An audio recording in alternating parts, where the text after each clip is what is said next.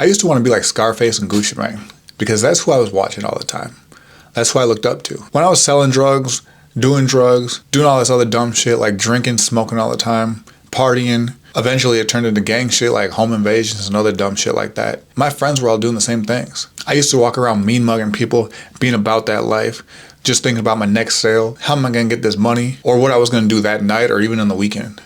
I didn't have any big goals. I didn't have any big ambitions, besides being the next Scarface, of course. But nothing big I was working towards. And I didn't even realize that I was just living in a negative state of survival. Eventually, I ended up getting locked up. And that's where my first big change started. I looked around and I realized I didn't want to be like these people. I didn't want to end up in prison for the rest of my life or dead. That's when I realized I need to look at the people around me and figure out who I actually wanted to be. You're the average of the 5 people that you spend the most time with. That's where I learned that it does not have to actually be the people that are physically around you.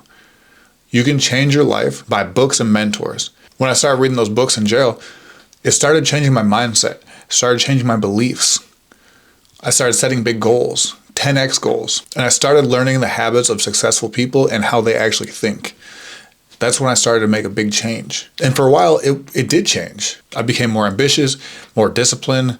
I got sober. I started cleaning up my act. And then when I got out, it stayed like that for a long time. I started rapping. I was doing music. But then it did start going down a slippery path because I was in clubs all the time. I was always performing at bars.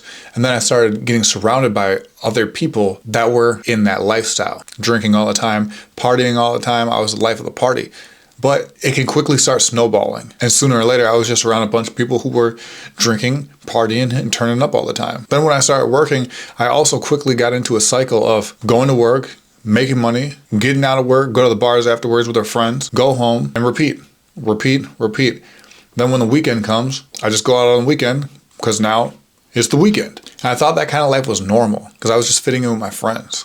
But again, then I remembered you're the average of the 5 people you spend the most time with. So I had to look around and ask myself, am I happy with this life that I was living? I was watching the people around me do the same things over and over and over again. Either nothing was changing or things were getting worse for them. They were getting fatter and fatter, having less and less ambition, setting smaller and smaller goals if they even had any. And I had to ask myself, am I happy living this life? Do I want to be living the life that these people are living? I knew I had so much more potential inside of me. So again, I dove into reading books. This time I started listening to podcasts more outside. And I started setting bigger goals for myself, changing my internal dialogue and shifting my internal beliefs to that of a successful person, and started doing more things that successful people actually do. They set big goals, they build discipline, they set plans and actually execute. They get uncomfortable. Most importantly, they make changes and they surround themselves with other successful people, other like-minded people. When I started making these changes, I tried to get the people around me involved as well. And instead of support and belief, I got pessimism instead.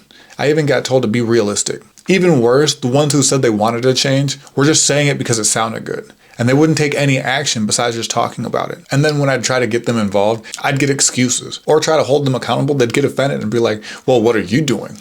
Brother, I'm doing what I'm supposed to be doing. I'm doing what I said I'd be doing. I'm just trying to help you out. I learned your energy and environment has a big impact on your entire life, and it has a lot to do with the people around you. Energy transfers. Just like when you talk to a sad or a depressed person, you can feel that negative energy, that heaviness.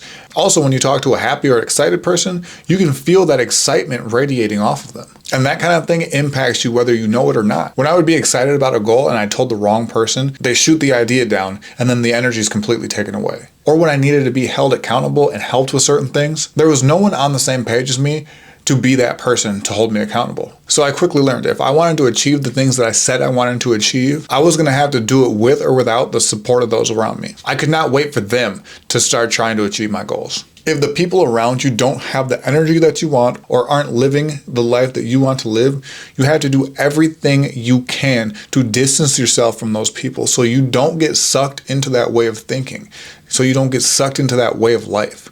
It's going to be lonely at first, but it's only lonely when you're outgrowing your old friends and you're not quite grown into your new friends yet. But that's just part of the process. But nothing changes if nothing changes. If you don't have anyone good or positive chasing big goals around you in your life right now, then just do what I did in the beginning.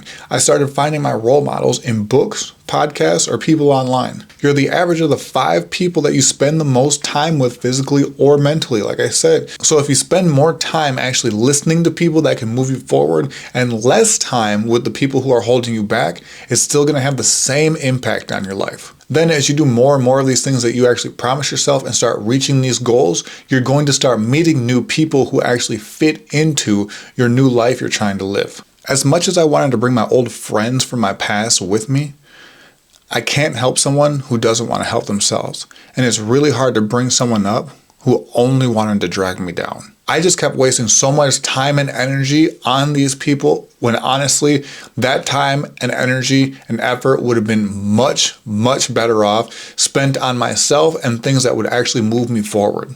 The overthinking or self-doubt that was caused when I'm telling people goals and they tell me to be realistic, or trying to talk to people who are just pessimistic and shoot your energy down, none of that is beneficial when you have big goals. And it's already going to be hard enough. Just because they were friends in your past doesn't mean they belong in your future, especially if they don't even act like they believe in your future. It took me a while to learn what real friends are. A lot of times these people that you think are your friends aren't really your friends. If you tell them your goals and they shoot you down or tell you to be realistic, meet you with some pessimistic attitude, they're not just looking out for you. If you tell them you want to make a change in your life and they laugh at you and they keep inviting you to the same dumb shit over and over and over again that you used to do that you told them you're clearly trying to stop, that's not your friend. If you try to hold them accountable and they spin it back on you offended, like, well, what are you doing about it? What'd you do instead? That's not a good friend. If they make you feel like shit about yourself or guilt trip you into doing things that you really don't want to do, not a good friend. When you want to grow and they just want to do self-destructive habits, you know that friend you got that says that they'll support your business when you start posting online and then they never like any of your pictures, but they're always liking girls' pictures? That's not a friend. Or the friend that's always trying to pressure you back into your old way of life when you clearly are trying to make changes? That's not a friend. See, I had to learn what an actual friend is. Someone who pushes you, someone who actually believes in you, someone who supports your goals, someone who will have the hard conversation with you that you might not want to hear, but you really do need to hear. Someone who will tell you that you actually have a problem with addiction and maybe you should slow down, instead of the one who's always down to get that bag with you or always trying to go out to the bar every other day, every weekend. Someone who actually pays attention to your goals and then tries to hold you accountable to it and asks you how you're doing on those goals. Someone who's actually happy for you as you start to achieve these goals that you said you were going to achieve and isn't silently hating in the corner. A friend is someone who publicly claps and celebrates your wins. So you should be able to tell if this person has your best interest or not. Not everyone you meet is on the same journey as you, and that's okay.